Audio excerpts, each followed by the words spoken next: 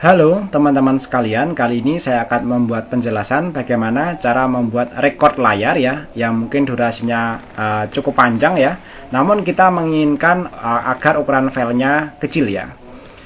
Kali ini saya akan mendemonstrasikan yang menggunakan aplikasi Bandicam. Nah, Bandicam ini teman-teman bisa download dan menggunakan secara gratis ya. Kali ini ya saya akan menunjukkan ya bagaimana settingan ya agar file yang diperoleh itu nanti ukurannya kecil ya, sehingga nanti ketika teman-teman membuat tugas ataupun presentasi ya itu dapat menguploadnya ya dengan batas size yang lebih kecil, walaupun nanti mungkin durasinya bisa sampai 5 menit atau bisa sampai 10 menit ya. Nah, ini saya tunjukkan ya, yaitu caranya dengan mengatur ya, kita masuk ya di Bandicam ya, dan mungkin nanti kalau di pengaturan lain nanti silahkan di pengaturan yang menggunakan software lain ya, nanti silahkan itu ya sesuaikan saja ya. Untuk teman-teman yang mungkin ingin download Bandicam ya, mungkin teman-teman bisa download dengan cara googling kemudian ikuti saja link downloadnya, atau jika ingin download dari file yang saya sediakan nanti silahkan akses melalui link yang ada di deskripsi video ini. Oke, berikutnya setelah saya anggap ya teman-teman sudah menginstal Bandicam ya, kemudian kita lihat ada tray icon di sini ya. Kemudian teman-teman bisa buka seperti ini ya, atau bisa langsung masuk ke sini ya. Bisa langsung masuk ke setting kemudian pengaturan umum. Tapi kali ini saya tunjukkan ke sini aja deh ya, biar teman-teman mudah ya mengikutinya ya. Setelah kita masuk ke sini ya, maka kita bisa masuk ke sini ya, umum ini ya. Kemudian ya, ini sebenarnya pengaturan ya, kita masuk ke tingkat lanjut ini ya, tingkat lanjut ya. Kemudian kita lihat ya dari sisi videonya ya, sisi video yang ada di sini ya. Nah, ini tadi saya koreksi ya. Kemudian ya kita atur format videonya di sini ya. Nah, kemudian kita lihat ya, di sini kita biarkan ya formatnya MP4 seperti ini ya. Nah, yang sangat mempengaruhi ukuran dari file rekaman dari sebuah itu ya, software untuk rekaman layar itu nanti adalah ininya, FPS-nya ini. FPS-nya silakan dibuat sekecil mungkin. FPS itu artinya adalah frame per second ya. Jadi dalam 1 second itu nanti ada berapa gambar yang akan ditangkap dan akan dijadikan sebagai sebuah video ya. Semakin kecil nanti ukuran file yang dihasilkan dari video rekamannya juga akan semakin kecil ya. Saran saya sih 5 ya, tapi teman-teman kalau mau menginginkan lebih kecil lagi, teman-teman bisa nyoba angka 3 seperti ini ya. Kemudian klik OK saja, dan berikutnya ini akan saya demonstrasikan bagaimana merekam ya dalam durasi ya, misalnya dalam durasi 3 menit ya, dan kita lihat hasil filenya ukurannya berapa ya. Oke, saya demonstrasikan, saya mulai merekam ya seperti ini ya. Kemudian oke lah, ini untuk menghabiskan waktu 3 menit ya, mungkin saya coba merekam di sini yang itu ya, saya merekam sebuah video ya, selama 3 menit, kemudian nanti ini akan saya stop, dan file yang dihasilkan nanti sejumlah berapa, mari kita lihat ya. Oke, ini saya play ya, kemudian silahkan tunggu selama 3 menit. Untuk audio dari videonya ini mungkin saya kecilkan dulu ya.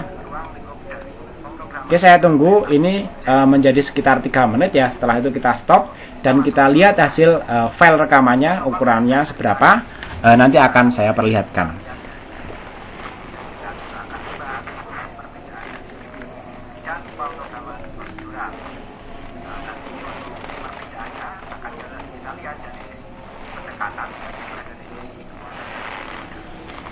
Selanjutnya nanti kita akan membahas tentang pengertian kelas pada video.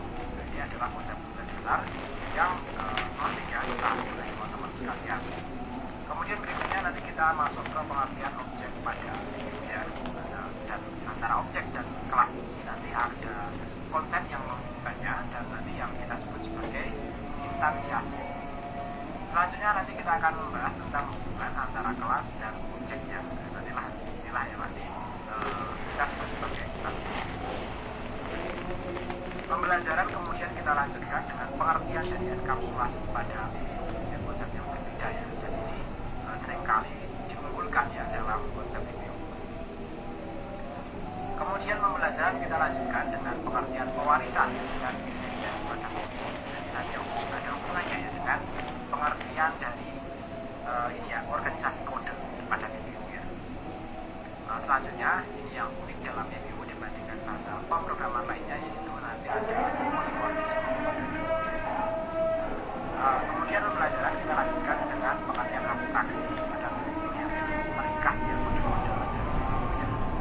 kemudian pemrograman kita lanjutkan dengan pengertian pola desain ya. Untuk pola desain ini merupakan materi tambahan ya, sifatnya hanya sebagai pengetahuan saja ya, sedangkan lebih lanjutnya bisa kita pelajari pada mata kuliah. Kemudian kita lihat tadi ada contoh pola desain pada video juga ya, dan yang terakhir ini adalah tujuan dari konsep video ya. Oke, kita lanjut. Kita mulai pembelajaran kita dari pengertian pada video.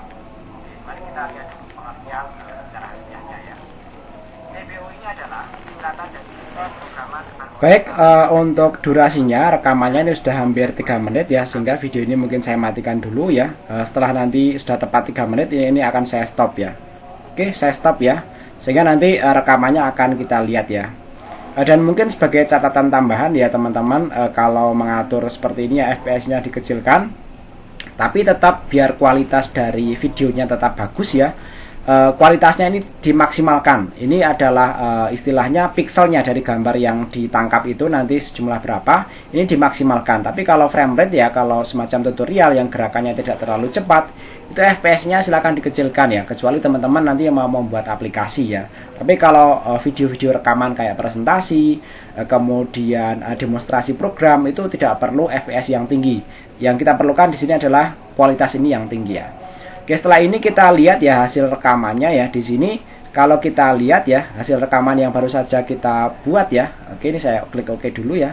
Kemudian ini saya minimize ya.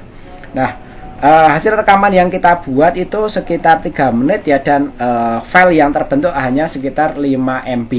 Jadi nanti teman-teman kalau membuat itu ya, membuat rekaman layar, baik itu presentasi atau demonstrasi sebuah program ya, dengan durasi 15 menit ya, file yang dihasilkan ya sekitar ini ya kali 5 ya, paling sekitar 25 MB. Itu lebih kecil ya daripada kalau teman-teman menggunakan FPS yang lebih tinggi. Sehingga nanti teman-teman ketika upload video ya, atau mengirimkan video dari sebuah demonstrasi atau sebuah presentasi, itu nanti ya akan lebih cepat dan lebih lebih hemat kuota juga, tanpa mengurangi dari kualitas video presentasi. Oke, berikutnya mari kita lihat ya di sini apakah hasil rekamannya bagus ya.